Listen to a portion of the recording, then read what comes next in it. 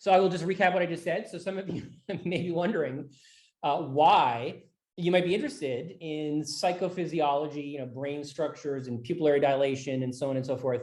If this is something that's related to, meaning and existential psychology. And that's often what I thought for a very long time. So like I said, I did a master's degree many, many years ago in sort of existential theory in particular a lot of the German literature at the University of British Columbia, then to developmental psychology and social psychology and existential social psychology. And I started to get interested in a lot of the work that was being done that looked at cognitive inconsistency, these sorts of absurdities, and brain structures, right? So a lot of the work that Mickey Inslett was doing and Ian McGregor were doing at York University and the University of Toronto, I thought was quite interesting. And in fact, many years earlier, we had this study that we had published. People read Kafka and they showed improved artificial grammar performance, and it got some media attention. And one of the people that was interviewed about the study was Mickey Inslett. Who said, and he was a neuropsychologist, and said, well, I can explain, a social neuroscientist, I think I can explain their effects in terms of behavioral inhibition system activation and this vigilance that results. And I read this interview, and then we got in touch with each other. And I thought this was quite interesting, what he was saying. And we ended up actually co-authoring some key papers later in 2012. So what I'm going to talk about is the extent to which then we went into subsequently pupillometry. So I'm gonna, this talk is gonna be in workshop will be in 3 parts.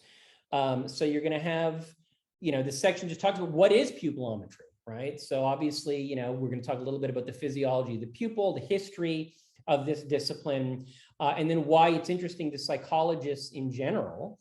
And then I'm gonna talk about some of the actual work that we have done in relation to adaptive game theory that I alluded to earlier, right? Why does the pupil dilate when you have experiences of inconsistency? And the notion that there's these 2 general sort of motivational and attentional states, exploitation versus exploration.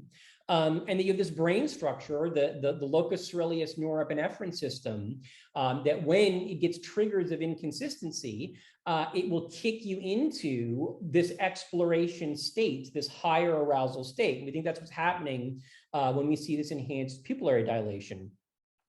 And then we're going to try to see if we can, if it's related to some of this particular kind of PD, pupillary dilation is related to some of these abstraction behaviors that we haven't shown yet, the ability to pull unrelated patterns out of the environment. And then I'm going to wrap this up with just this suggestion that, we have these existential archetypes. So those of us that are familiar with the meaning literature and the existential literature, there's certainly, and I'll talk about Nietzsche, this notion that there are just sort of 2 general ways of being in the world. And he talks about there's 2 people that run everything. They're either knights or priests. And it's pretty easy to see how these basic psychophysiological motivational bundles really sort of map onto these existential archetypes, that knights are people that are very into exploitation of the environment, acting in the environment, whereas priests are much more like explorers and mapping the environment and working over their mental simulations. So why pupillometry? So pupillometry obviously is measure of the pupil size, and it's a very reliable and consistent measure of different psychological constructs. And what's nice about it is these 2 features, that it's dynamic, so it's online measure of processing, so you can be presenting people with different stimulus over a period of time on a normal screen as they would be normally reading it. And you can see these changes in pupillary dilation as different stimuli is being presented over time. So you get these nice time course measures that you can't with many other different measures of cognitive function, and certainly as well, I don't note this too much, but a lot cheaper, right? So you can get some of these things with fMRI, for example, these time course measures, but it's $700 to scan somebody over an hour, and it's much cheaper to do this just with an eye tracker, and it's also non-invasive, which actually is another nice comparison with fMRI. You get people in a lab and they lie down and they have to be perfectly still. With an eye tracker, they just sit in a chair and they look at a screen, and I'll go over how this works in a moment. And it's just, their pupils are being passively scanned as they're being exposed to this material. So they don't feel unusual. They're not put in a weird situation. They're just looking at a screen like you're looking now and just taking in information while this eye tracker passively scans their pupils. So, and it's also just relatively easy to acquire. So, people will spend a lot of time and money, and they should. It's fantastic work with fMRI scanners. But this is something that, any lab can pick up an eye tracker, relatively speaking. It depends on which one you want. They might be, sort of $10,000 US, give or take. But certainly a lot cheaper. And it's something that, just as an existential experimental psychologist, you could learn how to use this pretty easily, relatively speaking, like we did. So, it's not a new idea necessarily that the pupil is sort of the window to, if not the soul, some of these deeper cognitive processes. So this is Bumke in 1911, writing, every active intellectual process, every psychical effort, every exertion of attention, every active mental image, regardless of content, particularly every affect, just as truly produces pupil enlargement as does every sensory stimulus, right? So this is a really important insight, because obviously the pupil is going to respond to external stimuli that's coming in, particularly light, luminosity. But it's also reacting to internal states and internal, valence and magnitude of ideas or concepts. So you can be thinking about things. And in fact, when you're daydreaming, and we'll note this in a moment, when your default mode network is active, your pupils dilate. And it's because you're inwardly attending to your thoughts. So this was sort of ignored. It's like, neurologists were interested in this in much more of a medical sense. But then psychologists really started to get into this, and sort of these classic papers by Hess and colleagues in the 1960s that really started to show that reliably, and I'll give some examples in a moment, your pupillary dilation, reactivity, how it's changing, really seem to be indicative of affect and mental effort, memory processes, purely internal processes. And then into the 1980s and into the present, just really interesting work that uses pupillary dilation as a proxy for different kinds of affect. And then eventually, in terms of, as I noted, sort of daydreaming or a default mode network activation, just sort of thinking about your own mental models. So I'm not going to get too much into the actual physiology of the eye. Obviously, you're probably, you remember from elementary school classes, the basic structures of the eye. It's, usually you're going to get some sort of dilation between 3 to 5 millimeters. But it can be huge, depending on if you're trying to flashlight, of course, in somebody's eye. And you actually get a little bit less reactive every year of your life. And the main function, people think in terms of evolution, was to regulate the amount of light that enters the eye and hits the retina, which is what's enabling vision. So you've got dilator muscles that make it bigger, and they're mainly under the influence of the sympathetic nervous system. You have constrictor muscles that make your pupil smaller, largely the parasympathetic nervous system. And almost any stimuli causes a change in pupil size, right? So it's not just light. I'll give a brief anecdote in a moment. Even just sort of the arousing nature of an image will lead to, and usually dilation, all right? So usually it's dilation of the pupil. So many of these changes, and particularly what was studied more in a medical or neurological context, are big changes. So in other words, you don't need specialized equipment to see that, if you shine a flashlight or a light on someone's eye, their pupils will constrict, right? And you can see that morphine will cause, or many drugs will cause the pupils to become very large. Or if you have certain neurological issues, you don't need special equipment to see that something is going wrong in how you would expect the pupil to dilate or constrict. You don't need extra tools for these. But, unfortunately, they're not really the very subtle cognitive processes and affective processes that we would be interested in as psychologists. And if you're a psychologist, well, it's those tiny little fluctuations that are barely noticeable with the naked eye that is interesting to us. These changes that are, half a millimeter in size. And in very early pupillometry work that looked at this, they would literally just take photographs, sequences of photographs of people's eyes, and they would blow them up, and they would take a ruler and they would measure these differences over time. And I don't know that whether it's apocryphal, but Hess claimed, pioneered a lot of the research in the 60s, that this insight came from his wife, who knew that he studied pupillometry. And she was saying, when I see you reading something, I'm pretty certain that I can detect that your pupils are moving slightly as you are reading, which is sort of interesting because, it's not like the text isn't changing, the light in the room isn't changing. So then what is causing your pupil to fluctuate in its reactivity? And it must be the content of what you are reading. So some of his initial sort of pilot studies was that he would give his graduate students pieces of paper that would have different images on them. We do these with eye apps now, these arousing images. And some of those images were of, attractive women. And he would see if he could detect whether or not this individual was looking at a photo of an attractive woman by how much their pupils had dilated. And indeed, he could detect it pretty reliably. So, as we move forward, there's different components of affect and cognitive functioning that's impacting these very small changes in pupillary dilation. As I noted, back when this started, you would actually just be taking photographs of people's eyes and then, blowing those photos up and measuring changes in pupillary dilation. Now we have eye trackers.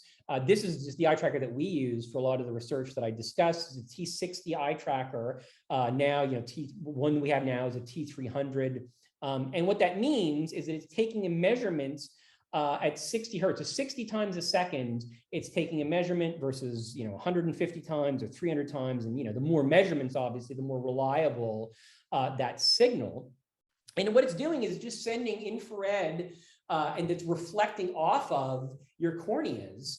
And what this monitor is doing is actually just recording the amount of light that is reflected back, this infrared, well, not actually light, infrared radiation that is bouncing off of your cornea. And of course, it's also looking at gaze direction. So you can see where people are looking at the screen, and you can see the amount of pupillary dilation that is taking place. And I just want to emphasize again, it's totally unobtrusive, which is what's nice about this, right? Though it's not like other measures of arousal. People often use galvanic skin response. So you have participants come in, early dissonance studies, and you put the conductive gel on them, and you see if they're sweating, if they're aroused, and it sometimes it even diminishes the effects of your arousal manipulation because it's a misattribution of arousal. People will feel aroused, but then they're like, oh, I feel aroused because I got this gooey stuff on my skin that's uncomfortable.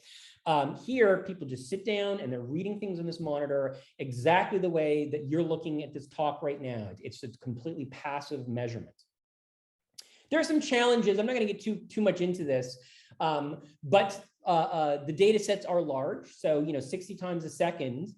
So once every 16.67 milliseconds, this eye tracker is measuring your pupillary dilation, which means that if you just have a study with 30 people, you've got a lot of data. So, you're going to want to have a computer that can handle, in this case, it's, 1.5 million rows of data that are going to need to be filtered and compressed and averaged at different time slices. So expect to, take a little time to process this data. There's a lot of it. I'm not going to get too into this either, but just something for you to keep in mind is that these eye trackers and the software that they come with don't automatically give timestamps. So, you're not sure exactly what is being presented when it's spitting out this different, this curve of pupillary dilation or what the pupil is doing at any given moment. It's not naturally synced up with your presentation software if you're using ePrime or MATLAB or something like that. So you're going to have to, it's not difficult, but you will need to engage in some clever, this is what Willem had done, workarounds, so that you know exactly what the pupil is doing at the exact moment that something is appearing on the screen. Pupil data is noisy. So, up to this point, I've shown you these lovely curves, and those, of course, are averaged across participants. or average within a participant and then average across all of the participants. But I was actually surprised by this when Willem first showed me these graphs. If you just look at trial to trial to trial, of course, we're an organic system, and you don't have this perfect response at every given trial, that the pupil is, you're thinking about something else, or there's a minor distraction, or you're blinking, and it loses the signal for half a second. So if you look at some of these trials, you can see they look very different. Maybe a general trend, of course, of increasing dilation, but a different pattern. And here, who knows what happened? Somebody blinked or they looked away and the tracker lost the signal. Again, this could be somebody was blinking and it lost the signal. So one of the things that you're going to be using often, almost everybody uses now, is filtering software. And all that's doing is just sort of drawing, as you can see, a kind of line of best fits through these different trials and patterns of pupillary dilation, and just sort of cleaning it up a bit. Although sometimes there's just too much data missing, and it just can't quite bridge. It doesn't, you don't want this program, this filter, to be too liberal, obviously, because you don't want to inserting data that wouldn't otherwise be there.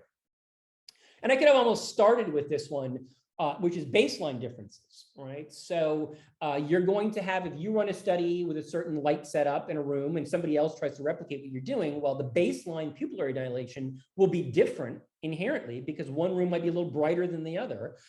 So you can control for that by just averaging, looking at digging a baseline measurement before each trial and then subtracting that from the subsequent observation. So really you have different scores rather than absolute measures of dilation. And it's good news, you see BD 2000 just sort of showing unequivocally that these pupillary changes are independent of baseline levels. So, the change will always be to whatever that baseline level is, so that we can actually, replicate and run these studies in different contexts and different lab setups, or even across different individuals, that might have higher or lower natural levels of arousal and pupillary reactivity, and they are indeed comparable. And then, of course, you're looking at bins. So when you see these graphs, usually it's averaging, rather than having millions of, as you saw, 1.5 million measurements, you're averaging across these millisecond time cuts to give you a general sense of what the pupil is doing over 2, 3, 4, 5 seconds. So why are we interested in this? Well, I mean, it is, as I've noted, it is a nice proxy for different cognitive processes. So we know that if you give people, arithmetic to do in their head, or you put them under cognitive load, you can see that the pupil is reacting to that. It's moving. If we get them to process language, the pupil is moving. If we have them recall aspects, things that they have memorized from long-term memory, the pupil is moving, that somehow these cognitive processes are causing this old brain system to activate. And it was really nice into the late 1960s when people started to really get a sense of how good and useful pupillary dilation was as a measure of these processes. So there were other psychophysiological measures. So this is a classic 4-digit task. It gets more or less difficult. And not only is it the case that pupillary dilation is tracking the same sort of arousal that you could track with cardiac acceleration or skin resistance, it was actually the best measure. It was actually the most sensitive measure of these nice graded difficulties of this task. So as I noted earlier in this sort of general talk, that the pupil dilates in response to task error as well, or it remains dilated. So this is something that Johnny Smallwood and others had shown and sort of really specified that even if you don't know you've made a mistake, your brain knows that you've made a mistake. Your DACC detects it and is probably, I'll discuss this in a moment, telling your locus coeruleus, hey, you need to start to pump out some cortical noradrenaline to get in this exploration state to sort of, map out whatever is happening in the environment. We know, as I noted, that it is a very nice measure of arousal, but it can't distinguish and doesn't distinguish between whether it's a pleasant or unpleasant. So this is something that's been shown repeatedly, that you can, give people pleasing or annoying sounds, pleasing or annoying pictures, and you're going to see the same kind of pupillary dilation regardless of the valence. So it could be pleasant, it could be unpleasant. It's going to be more than a neutral stimulus, but you won't see the pupil distinguishing between those two kinds of those valences of arousing stimulus. But what we're interested in as experimental social psychologists is, can pupillary dilation distinguish between expectancy violation and threatening stimuli?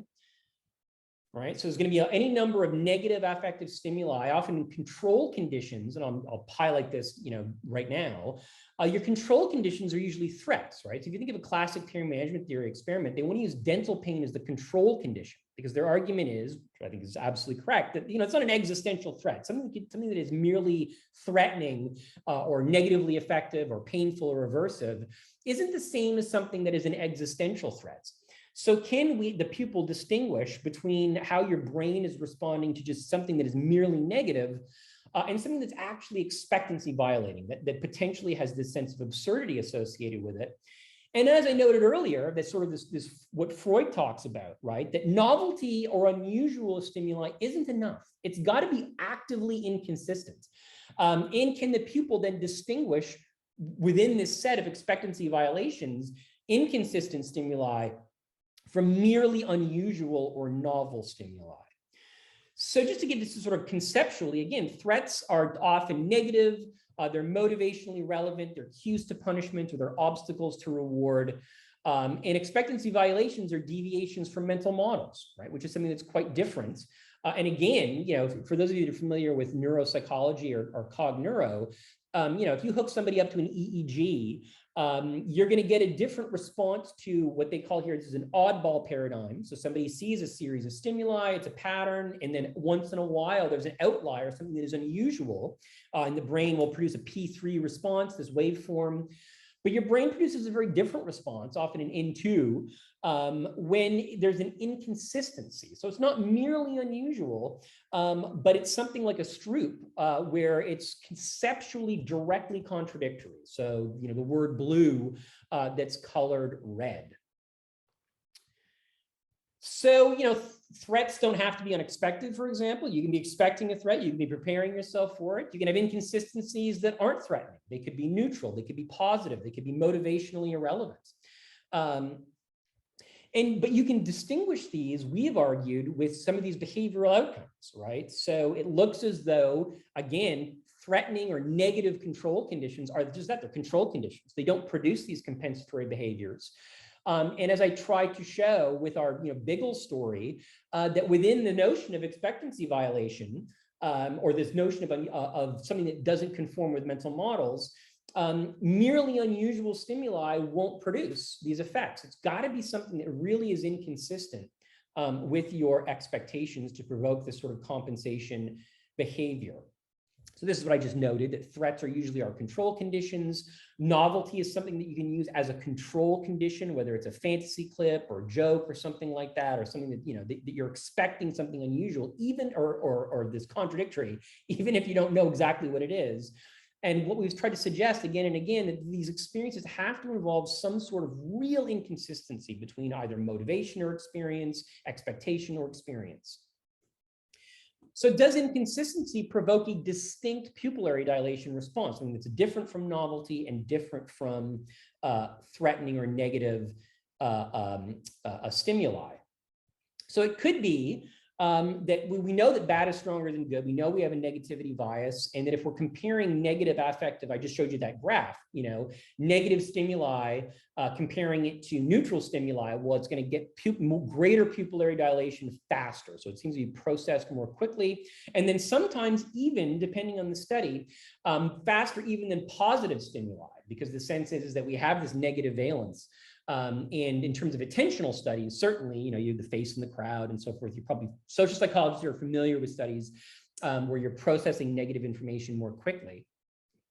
But then in terms of expectancy violating stimuli, it could be the case that there's even faster pupillary dilation. And this is some really great work that people have done, particularly Bradley, that really, sort of tries to narrow these windows down. And the suggestion that conflict arousal is coming very quickly. It's coming within 500 to 1500 milliseconds of being presented something. And that the main difference with valenced or emotional stimuli is coming about 2 seconds later. That's when you really see this change in the pupillary dilation. So we thought, okay, well, let's actually try to do the first study that compares these different classes of stimuli to one another. So we have a neutral face.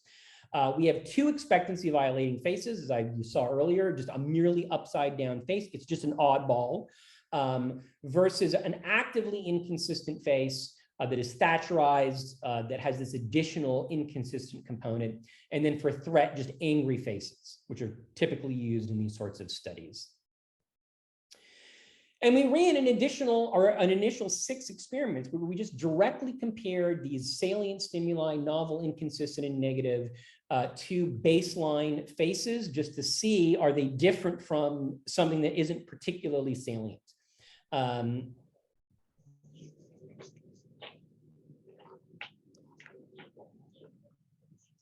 indeed, if we compare negative to neutral, you can see, we're replicating this other research very closely.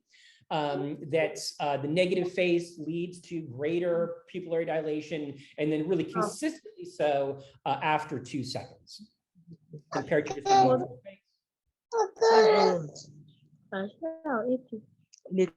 I think somebody needs to mute. I can hear.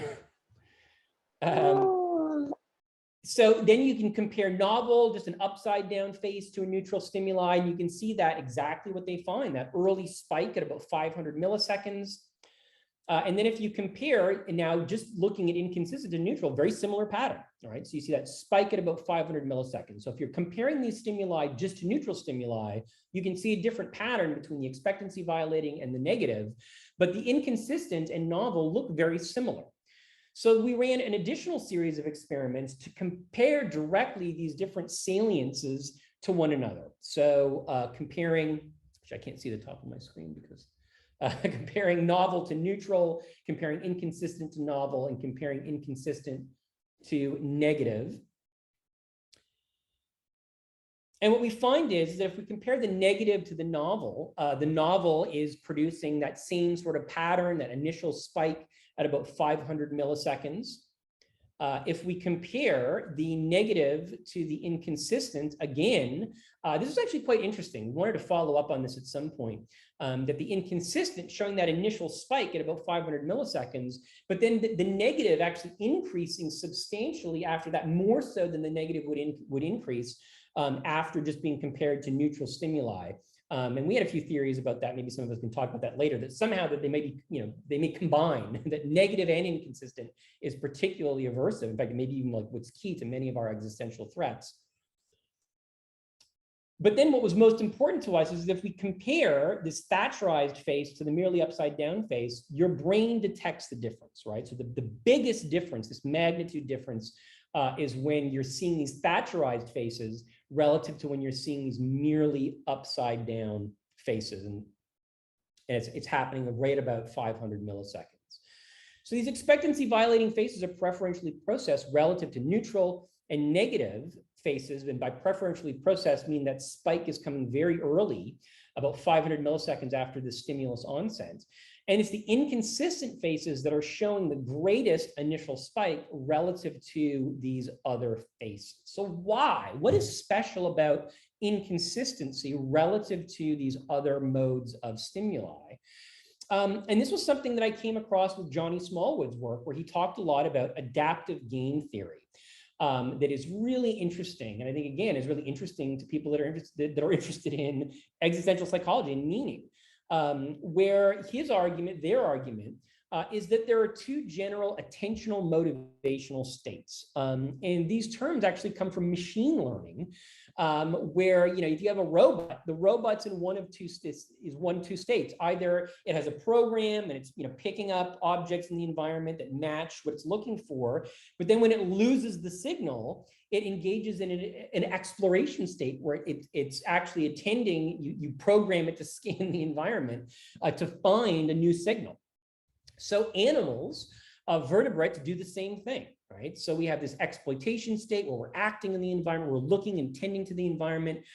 We have an idea about what we're looking for. We've got a mental model that is functioning, and it's grounded in expectations. It's very top-down processing. I'm looking for something in the environment. People think that this evolved actually for foraging behavior, right? That you're an animal, you're looking for berries, you've got an idea of what berries look like and where you might find them, and you're just sort of in this habitual, which should be, an expression familiar to anybody who's read a lot of Camus in an existential sense, that you're engaged in sort of ritualized behaviors based on expectation. And there's this, they call phasic arousal. So we'll note this in a moment with your pupils, they're smaller, but then when they hit their targets, they dilate quite a bit, right? So it's these, a phasic cued to actually finding what you're looking for in the environment changes in arousal. And this is very different from exploration. So let's imagine that you can't find what you're looking for, or you're just looking to see if something is in the environment. You're forming new expectations. And that's when arousal increases, right? And in fact, you have to be in this higher arousal state to really begin to learn and map the environments, So they discovered this, that if you want to get a rat to learn a new maze, the fastest way to do it is to literally inject cortical noradrenaline into its brain so that it engages in this enhanced arousal state. And they call this, tonic plasticity, right? So that the neural networks loosen up and they get better at mapping new environments when you're in this higher arousal state. So what was sort of an innovation with adaptive brain game theory was to say that, this is largely about the function of the locus coeruleus norepinephrine system, right? So the idea that you've got this brain system, and it's very hard to image it because it's so tiny, but it's incredibly important to how your brain works because it's responsible for releasing norepinephrine into your brain, which is what's waking your brain up. And people have tied this to a variety of processes: stress response, memory retrieval, selective attention. Your whole circadian rhythm is often tied to this, in general arousal. And it's often what's actually determining whether or not this is activated are two systems. One system that is responsible for reward and motivation and whether or not you care about something, and another system, your dorsal anterior cingulate cortex, that is determining whether or not there's errors or mistakes in the environment in terms of your mental models. And that might sound like very sort of hardcore neuroscience, this orbitofrontal cortex, your anterior cingulate cortex. But if you've read Heidegger as an existentialist theorist, he would just relabel these systems care and non-relation, right? So what's determining the extent to which your locus coeruleus is active is how much you care about something and whether or not you are successfully working from your meaning systems. And they know this with the rats, for example, again, that if you want to increase arousal, you have a rat learn a maze, and then rather than just change elements of it to see that if it relearns it, you can completely, what they call frame shift. So you change the maze completely and it forces the rat or us, when there's a huge upheaval in expectation, to engage, have this very high level of arousal. The LC kicks in and is very good at mapping a novel environment. I'm not going to actually go to this YouTube clip because it's too difficult, but many of you have seen this. It was a meme a few years ago, the cat that has a little tulip dropped in its head. I highly encourage you to watch this clip because it just shows how an animal and we respond to an inconsistent experience, where this cat goes back and its pupils just get huge as its dorsal anterior cingulate cortex is telling its LC something is really wrong in the environment and I need to take in more information. So, what was a real advance here for adaptive game theory and, existential psychophysiology was work that Cohen and others had done where, normally to measure levels of cortical noradrenaline in an animal's brain, you literally had sensors that you put into its brain and would detect neural activity related to locus coeruleus activation. And then they were doing studies where they were, looking to see, does pupil dilation, does it have any relationship with what's going on with these sensors that are directly detecting activity of the locus coeruleus. And as you can see from this pretty amazing graph, what your pupil does in terms of dilation and constriction maps almost exactly what your locus coeruleus is doing, right? So, this insight allows us to explain a lot of what was going on in terms of pupillary reactivity in the face of inconsistent stimuli, because it's probably a pretty good proxy for what your locus coeruleus is doing in terms of activation in relation to highly motivating or inconsistent experiences. So we know that with the pupil, that when it's in this exploitation mode, which is most of the time, you're engaged in a task, you're folding laundry, you're at work, you're working on your spreadsheets, and you're in this mode where the pupil is generally smaller, but it's reacting more to what's going on in terms of stimuli in the environment. It's very top-down processing. But in exploration states, when you're learning or studying or working in your mental models, thinking about that paper that you're writing, your pupils become larger and they become less reactive. And people have argued that really what this is often, particularly for humans, this is an internal exploration, right? So your default mode network is activating, you're thinking about the future, you're thinking about something, and in humans, that larger pupil is not so much indicative of attending and exploring the outside environment. Again, it's attending that internal environment where you're thinking about your cognitive structures, you're thinking about things that are related to the simulation that you're running for reality. So is tonic LC activation and the subsequent cortical noradrenaline required, norepinephrine, for compensation behaviors? So, again, as I noted, it seems as though you really need inconsistency to get assimilation and affirmation and use threat and novelty as control conditions. But one thing that we had not yet looked at was abstraction, right? So pulling patterns out of the environment. It should be the case that tonic LC&E activation is going to be associated with that. So this is my previous graduate student. He just graduated, Jason Hill. And what we used was an experimental method of inducing inconsistency that is actually what these original researchers used. It's called the diminishing utilities task. And what it is you are told you're going to hear a tone, which is true, and you're going to hear another tone, and you need to tell us whether the second tone is the same pitch as that first tone that you heard. And every time you get a question right, you get a series of points, 25 points. Every time you get one wrong, you're going to lose points. So there's a motivational component here as well. And unbeknownst to the participants, these tones get closer and closer. The task gets harder and harder as the tones get closer and closer to each other. But at a certain point, sneakily, the tones are actually identical. So you're trying to distinguish these tones, but it's actually impossible because the tones are the same. So even if you don't initially recognize that the tones are the same, your brain notices, and there's a lot of inconsistency that is associated with this. So given that you're probably going to start getting wrong certain, whether it's higher or lower, because in fact, they aren't higher or lower, you are also given the opportunity to hit a space bar and reset the difficulty back to huge differences between the pitches so that you don't lose any more points. And what they found, so then after this, so this is this task that we're using to arouse pupillary dilation. It's their task that's supposed to kick you into this exploratory state. And then we use as a dependent measure for abstraction what we've used before, which is a classic artificial grammar task. You have people copy down a series of letter strings. You don't tell them why they're doing it. They don't know they're learning anything or that they're supposed to be learning anything.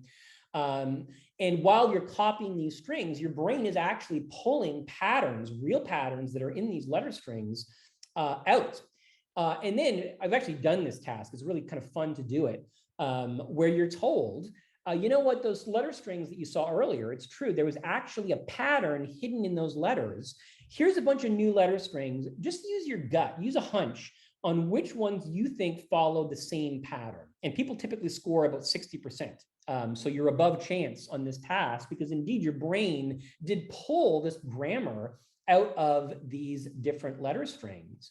So we were interested, well, is this arousal following this inconsistent task, where you're trying to distinguish identical tones, is this going to impact your performance on this pattern abstraction task at a very basic level? So this graph shows what happens. These initial, you see the trials that are leading up, they're actually identical trials. And you can see that the pupil is just getting bigger and bigger as your brain is detecting something isn't right. And then when you're reaching this certain peak moment of arousal, this is exactly when people hit the spacebar and they reset the difficulty. And as you can see, the pupillary dilation dramatically decreases after that as your brain can relax because this weird experience is over. And what we found was this really nice effect where the more the pupillary dilation, the faster that response, the more or the better you are at actually pulling patterns out of these subsequent letter strings. And what was really interesting is that you actually check off few later on. So you're more conservative in your responding in terms of response bias, but that's because you're being more discriminative. Right, so you're better at signal discrimination. You're better at pulling out these pattern congruent letter strings in relation to the vector of pupillary dilation that you were experiencing in this previous task. So cognitive conflict increases noradrenaline, heightened noradrenaline enhances compensatory abstraction. And the suggestion is that this NE is probably required, norepinephrine, to spark that feeling of the absurd. And then just to close, I'm trying to tie this back to, we talked about these very sort of hardcore cogneuro and norepinephrine and so forth, exploration versus exploitation. How does this tie back to some broader existential archetypes that we have in the existentialist literature? So, I'm going to argue that there's really a biological grounding of different existential archetypes, that we really have this motivational bundle that is a mix of affect, either we are achieving pleasure or we're avoiding pain, something that we're controlling, either we're controlling the outside world or we're controlling ourselves, and attention, either we're intending towards our inward models or we're attending to the outside environment. Now, in non-human animals, as I've noted, what you're controlling and how you're feeling is often determined by these two brain systems, the behavioral inhibition system and the behavioral approach system. And attention could be something that is, phasic, cued to the environment, looking for things in the environment, versus tonic, where you're exploring the environment or exploring your own mental models. This is true for animals. And with people, really, we're doing the same thing. Right? So our behavioral approach and inhibition systems are determining what we're controlling in relation somehow to how we're feeling. And we have phasic attention, just like animals do, non-human animals. And again, the main difference from us is that we can either be attending to outward stimuli and exploring that, or inward stimuli. Right? So, very popular, that gets noted a lot almost in memes, is that we spend 75% of our day daydreaming, right? Where we're in this inward tonic state, thinking about the future, thinking about our mental models, and working them over. And this is very similar to what, anybody here that's read Nietzsche in Genealogy of Morals, Nietzsche says, look, there are two general archetypes that people that kind of run everything, these kind of aristocrats, and they're trait level. So you have knights that are outward attending, or they're inward attending, they're thinking about, their own sense of self, they control the world, and they're basically out there to enjoy life and pursue pleasure. Priests are often vigilant to the external environment, and they want to control themselves in relation to that to avoid pain or unpleasant experiences. And that you can look at these, and he also notes this at a state level. So, at the individual level, we are, often in a behavioral approach state. We're top down, we're going through life, phasic attention. And when we have something unusual happen, some sort of violation, we experience this initial, this is very much like what Ian McGregor talks about with his RAM model of uncertainty, where there's an initial behavioral inhibition system response, and then a behavioral approach system response. We shift between, we're priests initially, if you think of that baby, we initially are vigilant and pupils dilate and we're even a bit defensive, but then if it's safe, we experience a positive affect and approach-oriented behaviors. So I will just use a very brief example here. We have two animals, we'll call them Cringer and Battle Cat. Cringer is sort of a fearful animal. There's a lot of tonic attention, vigilance towards the environment, looking for threats. and then controlling or inhibiting its own behavior so that it can avoid putting itself in threatening situations. And if you have a more active animal, let's say battle cat is looking at the environment in a very phasic way. So the pupils are smaller. Battle knows what he wants in the environment. He's looking for, enemies that he can defeat. He's looking for food, a very top-down processing. And control is external. So it's an external locus of control acting on the environment to get what he wants. So if we're talking about attention, one is more tonic attention, diffuse, vigilant, exploring the external environment. The other is more phasic. It's focused and reactive, looking at the external environment and exploiting it. If we talk about basic control processes, one is more about the behavioral inhibition system, avoiding punishment, restraining action, reacting to the environment in that way, versus the behavioral approach system, which is about pursuing reward rather than avoiding punishment, engaging in action rather than restraining it, and then acting on the environment rather than acting on the entity itself. And when we talk about affect, the behavioral inhibition system is largely about cortisol. It's about stress. And feeling good with the behavioral inhibition system is the absence of stress, the absence of cortisol. That's about as good as it's going to get. Whereas the behavioral approach system is more about actively pleasurable sensations, things associated with dopamine, for example. So it's the presence of pleasure versus the absence of pleasure. So what about human animals, right? So if we look back to Nietzsche's notion of priests and knights, they're running everything, according to Nietzsche, and most of us are down here, we're like sheep that are largely controlled by these two sort of pure motivational archetypes.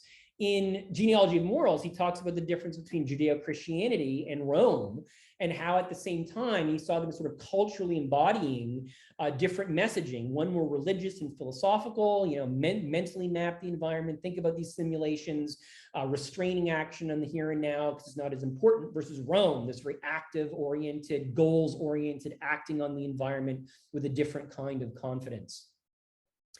So let's say we have a sort of priestly character. Well, of course, they're still engaging in the environment. They still have to act in the environment to get what they want, but they're also quite vigilant to the environment. They're really looking to make accurate mental models of that environment, and that they can restrain their behavior in accordance with an accurate model of what is really happening in the world. And this might be very different for more of a knightly sort of character, right? So they are also acting in the environment and in accordance with their goals, but they're very interested in a particular kind of mental model and simulation that they're attending to with their tonic attention, but it's actually themselves, right? So Nietzsche talks a lot about this, that the knights are, they're kind of narcissistic, right? That what they're really interested in is their own self-schema, thinking about themselves, and they aren't very good at or very interested, interestingly enough, in making accurate mental models, right? So Nietzsche notes this. The priests are always ridiculing the knights because the knights have such a terrible representation of reality. And the knights say, well, we don't care that our representation of reality is terrible because we're going to change reality such that it conforms with our own notion of ourself. That we're going to project ourselves and force ourselves onto reality. So if we map these different notions that Nietzsche is talking about, he says you've got these priests, they're very into understanding the external world, they have a very accurate view of others, even if they don't understand themselves very well. In terms of morality, it's a very external focus. You have some sort of debt to society or to God. They often have a very negative view of others, and they ruminate. When something is wrong, they think about it and they think about it and they think about it. Versus more knight characters, where they're constantly evaluating themselves. They're trying to think about, where they're good, where they can improve. And they actually have a pretty accurate view of themselves. For them, morality is it's all about themselves. This duty to an ideal self. They have a code. They feel like they have to have a sense of self-respect. And rather than have a negative view of others, they have a positive view of themselves, right? And it isn't the same thing, right? So they're both looking to enhance themselves, but one is more about putting others down. The other is more about building the self up. And when slights occur to this knightly character, they don't really, forgive. They just forget about it. They just move on. It's over. They're already on to the next situation. In terms of their will, the priests are more about avoiding failure. They turn aggression inwards. They're controlling their impulses and they're reacting to the situation. Whereas this more knightly figure is pursuing reward. Their aggression is turned outward in terms of ambition. They indulge their impulses largely, and they try to show power, a very Nietzschean term, to alter their circumstances. And in terms of how they feel, generally speaking, we associate with priests a kind of often neuroticism. It's aggression turned inwards. And this is actually Freud's word, quiescence, right? That, at best, priests have the absence of anxiety, just sort of a calm feeling, which is very different from knights. That often, even when they're doing terrible things, as Nietzsche puts it, they have this shocking cheerfulness. They're always have this positive affect. They're pursuing pleasure. However, when things really go wrong for them, they suffer a lot. It's more the Western romantic tradition. That they do love and lose, and they can sometimes feel even worse than the priests do when things aren't working out. So if we take these archetypes and we map them onto this psychophysiological literature, they map on pretty cleanly, that you have this outward tonic for priests, vigilance to the environment, inward tonic towards their simulation, vigilance to the world, versus these knightly characters that have this inward tonic. They're evaluating themselves all the time. That's what they're exploring. Behavioral inhibition system versus behavioral approach system, avoiding punishment versus pursuing reward, restraining action versus engaging in it, reacting to the environment versus acting on it. And as I noted, is cortisol versus dopamine, the active avoidance of negative feelings versus the active pursuit of positive feelings. And for those of us that have a background in social psychology, we're used to these sorts of archetypes, right? This appears again and again in different literature. So here you have regulatory focus, Tori Higgins suggesting that you've got two different dispositions in life. Some people are more prevention focused, some people more promotion focused, right? So you can see, you could line up these two different descriptions, security versus nurturance, obligations versus ideals, avoiding losses versus pursuing gains. I mean, this is straight from Nietzsche and straight from the motivational literature, the animal learning literature. You can absolutely map them onto these different motivational bundles or existential archetypes. And what's interesting is that you can talk about it as a trait. People are naturally going to lean one way or another. But of course, there's also the state issue that we couldn't function in life if we were only one way or the other. The reality is going to require us to move back and forth. And of course, you can prime these different states by saying either, hey, think about something that you ought to do, a duty or obligation, versus, for example, think about something you ideally like to do, a hope or aspiration. And if you do that, you can trigger these other sorts of behaviors associated with, in this case, prevention or promotion. And it's really because it's probably triggering you into one of these sort of bundles, motivational bundles versus another. Another great example of this is the power literature, right? And Adam Galinsky and all these wonderful studies where he tries to put people into a state where they feel powerful, right? And probably is activating this behavioral approach system, this phasic attention. Please recall a particular incident in which you had power over another individual or individuals, right? And well, what happens when you do that? Well, in terms of control, these wonderful experiments, you're more likely to hit in blackjack. You're more likely to sort of engage in action. If there's a fan that is blowing on you while you're doing a task, you're more likely to act in the environment to move that fan. And if you are attending to others, this is really interesting, you actually are more egocentric, right? So you become more self-focused and you're worse at, in this case, discriminating different emotional expressions because you're paying less attention to the world and now you're paying more attention to yourself. And I always love this manipulation where if you have people draw an E in their forehead, you become more likely to draw it looking into a mirror that is oriented to how you would see it, rather than orienting it towards how other people would see it, right? So it's another very clever way of showing that you become more self-focused when you feel powerful, or as Nietzsche would say, you feel knightly. But then again, there's this state component, right? So Nietzsche also makes this point that, most of the time we feel good, we're acting in the environment, we're kind of in this knightly state. And many different literatures in psychology talk about this, right? So we start with, we're usually in this exploitation state. For social psychologists, you have this more global versus local focus. It's good in some ways because you can show more abstract thinking and creative problem solving. You are more confidently creative, but you often rely on stereotypes because you're less focused on other people. You have a diminished ability to understand other people's mental states. But sometimes that's useful because it allows you to use people more instrumentally if you're not actually paying much attention to their emotions. You are indeed more accurate about yourself, and you're more likely to take in diagnostic information about yourself when you are in this particular motivational state. You're generally approach motivated. Your primary control versus secondary control, so you're more likely to act in the environment rather than to control yourself. And generally speaking, you feel like you have meaning. You feel good when you are in this state.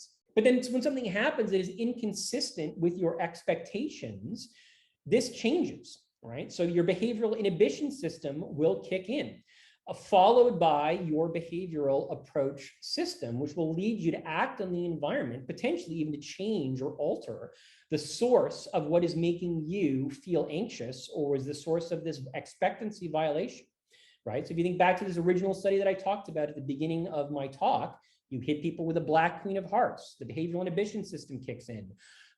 It leads to heightened pupillary dilation.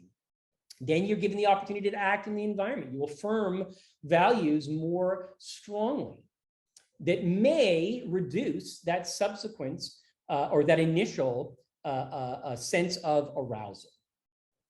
So the point here, and I'm just concluding now, is that you have these central motivational bundles that are underlying many of our certainly existential psychological constructs. You see this in animal behavior. You're seeing this in existential archetypes like Nietzsche would talk about. And understanding this bundle in a broader sense is going to push social and particularly existential social psychology into new places.